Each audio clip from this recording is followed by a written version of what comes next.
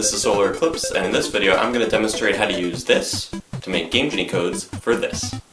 Though some of you may already know what I'm getting at, for those who don't, allow me to explain. In order to play a Japanese game on your Nintendo Entertainment System, you're going to need a converter. The Famicom uses 60 pins and the NES uses 72. There are several converters still being made today and sold online. However, a few early cartridges had built-in converters like the one in this Jaromite cartridge. I'll link you to a video in the description that explains this in further detail, which will also include the list of potential games that may have this converter.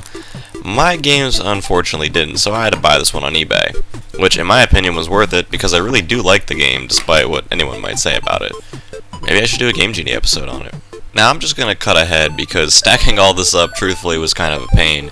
But basically what we have here from the bottom up is the Game Genie, the converter excluding the top half of it because that was the Jaromite game, and the Japanese version of Balloon Fight, which as far as I understand needs to be facing the opposite way in order to make a successful connection. So now that this is all set up, let's turn it on and give it a go. And sure enough, it works. The code we have here is GKKGAA. This code dramatically speeds up the game. This footage, I swear, is completely unedited. It's not sped up in any way. And I really like this code because once you've played Balloon Fight to the point where you've maxed out your high score, the game honestly loses its luster. This code adds a whole new difficulty, putting your reaction time to the test. Now some of you might ask, why did I spend money on a copy of a game I already own? Well, there's two reasons. One is the straightforward one to show it can be done, which honestly any Famicom game would have sufficed, but the second and more important reason is to demonstrate that regional games are actually compiled differently, and as a result, Game Genie codes don't quite have the same effect from region to region.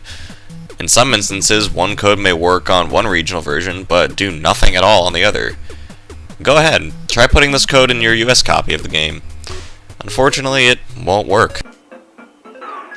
So now, future Game Genie videos can include Famicom games as well.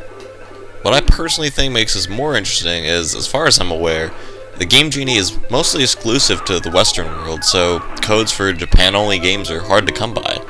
Now, I'm not naive, I know emulators exist, and it's much easier to download Japan copies of games and whip up a few Game Genie codes for it.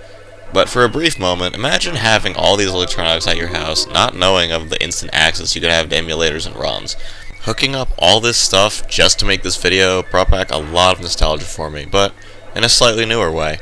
Do you have a favorite Famicom game you would like to see me make a video for? Please let me know in the comments section below. I hope you enjoyed joining me in this experience, and as always, thank you for watching. Now I know this video is rather short, but I just wanted to make it a bit more interesting than a blog saying that I can make codes for Famicom games now.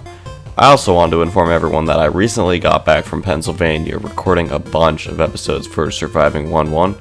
Along with that, Ghosts and Goblins will be out later this week. Now, there's a lot to look forward to, but for now, check out some other videos if you haven't yet. Links are in the description below to my Facebook, Twitter, Twitch, whatever your cup of tea is. And as always, thank you again for watching.